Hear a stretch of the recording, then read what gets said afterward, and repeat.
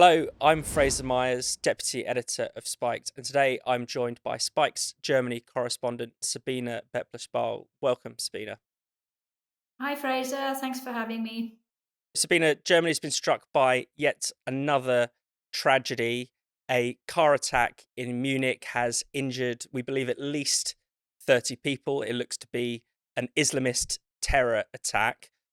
Could you, first of all, just let us know some of the details, what's happened and what has the reaction been on the ground in Germany? Yeah, it happened late yesterday morning, and what it was the trade union, the service trade union Verdi, had been calling for a day of action and strike. In fact, I saw them here outside the hospital. So there's hospital workers, media workers, bus drivers in parts too, who were on strike. And there was meant to be a kind of gathering in Munich as part of that action. And people were just sort of walking. There were thousands of people walking towards the central collecting point when they were protected by a police car, which is normal procedure in Germany, following the kind of group of people. When somebody came from behind, the perpetrator in a mini overtook the police car and drove into the crowd. And it was the case because there's also kindergarten teachers, families who had been joining that protest. It was actually the fact that a lot of children were in the back of that group of people. So again, we have children who were attacked, mothers and children. I hear that one of the most seriously injured is a mother and her baby boy, who people say are not sure if he'll make it. Yeah, so it's a very, very tragic kind of event. I mean, there's nothing to say except that it's very tragic. But there's one little thing to add, which is that the Verdi trade union is a very kind of the functionaries are very kind of intermingled, very linked to Germany's government structure, very much on the side of Germany's green, red, and also left political parties. A lot of the functionaries are members, and very close to where this terrible event happened yesterday. There were big demonstrations against the far right just a few days earlier on Saturday with 230,000 people in Munich. And the Verdi trade union was actually one of the organizers, one of the people who had called for that demonstration. I checked their homepage. There was still the call to the demonstration. They're saying, we are against the far right. We are in favor of upholding the firewall. We want to have the AfD banned. We believe that the far right is the biggest danger. So it's it's a very kind of dark irony in that, because one of the problems we have here in Germany, it's not your question yet, Fraser, but I'll just say it, is that our government has consistently in the last years insisted, almost stubbornly, and continues to insist that the biggest problem Germany is facing is the far right. And a lot of energy has been spent on that. And even with the terrible terror attacks we've had now in the last year, we've had at least 12 people killed, hundreds injured in less than a year. Many of them, most of them, Islamist attacks and perpetrated by single individual radicalized people. Even then, you look at the homepage of our interior minister, and it still says the biggest threat, the biggest challenge we're facing is the far right. So, that's really in people's heads now, and people are kind of thinking about that, saying there's something very, very weird, something very wrong going on here. And what do we know about the suspect of this particular attack? He's been named as Farhad N, believed to have extremist links, but what other details can we say at this point? Well, he came to Germany 8 years ago when he was 16. He's now 24. He was one of these illegal immigrants at the time who came as an underaged immigrant, meaning everybody who was underaged was not deported at all. Most people were not deported anyway, but he had an automatic right to stay. He was in state care, meaning he would have had a carer. He would have been provided with everything he needed. He actually did a training as a job as a security officer, and he was working for a big security company, in retail shops. He was not illegal. He had his asylum pledge had been rejected, or was rejected in 2020. But because he'd come here, because he had a job as a minor, he was tolerated. He was allowed to stay, so he was legally in Germany. It seems now he was a bodybuilder, so he was kind of making all of these people seem to be quite active on the internet.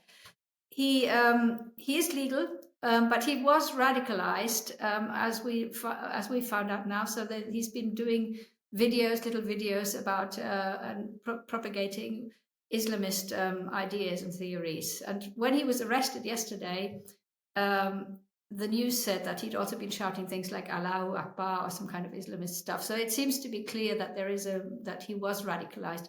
Interesting thing is that he must have been radicalized in Germany in the last 8 years when he was here. So he didn't come, he's not one of these sleepers, IS sleepers who's been brought into the country, but he's been radicalized right here. And this is only a few weeks after you alluded. There's been a lot of Islamist attacks over the past 10 months, but only a few weeks after the Aschaffenburg attack, where a 2-year-old child was killed with an adult. We've had attacks in Mannheim, in Solingen. We've also had attacks like Magdeburg, where it was a refugee, but not an Islamist.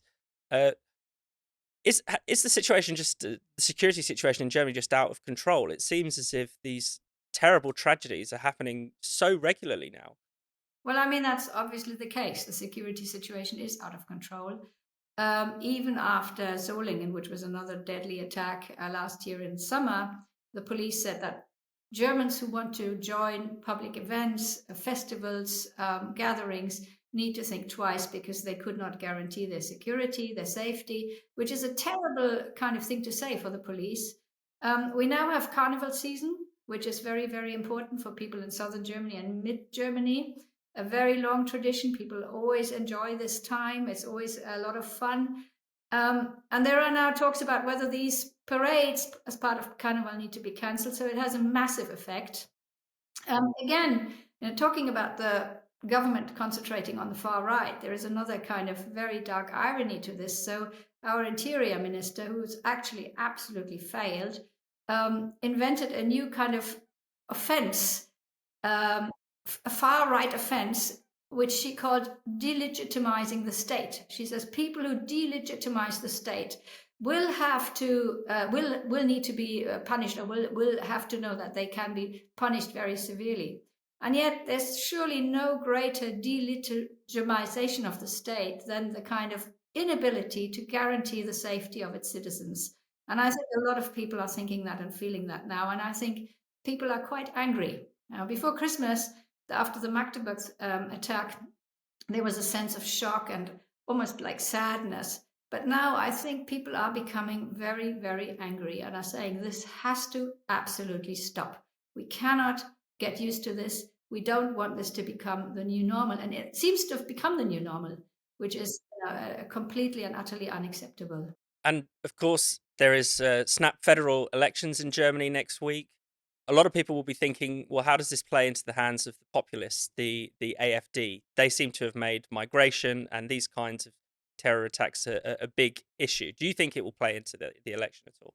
Yeah, I think it will. And in some ways, we can be glad there will be elections because people need to be able to voice and channel their anger some way, somehow.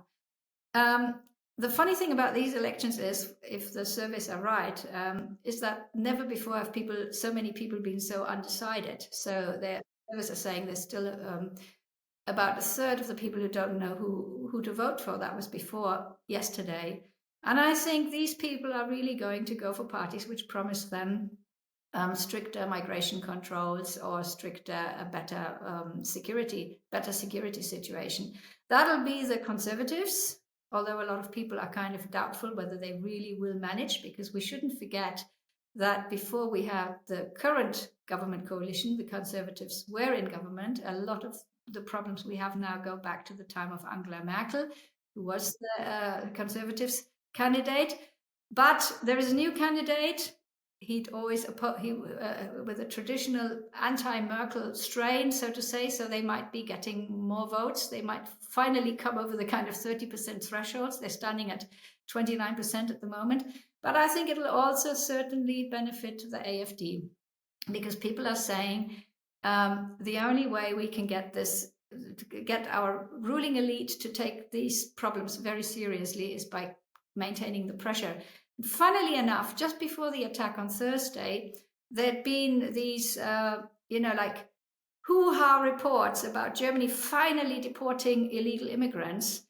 And what happened was one of the German states had hired a charter plane, and there were 7 people who were deported to Bulgaria, and they were presenting this as a very, very big success, saying this was very hard for us to do. They also announced that they would continue extend border controls, which they'd started introducing last year in September.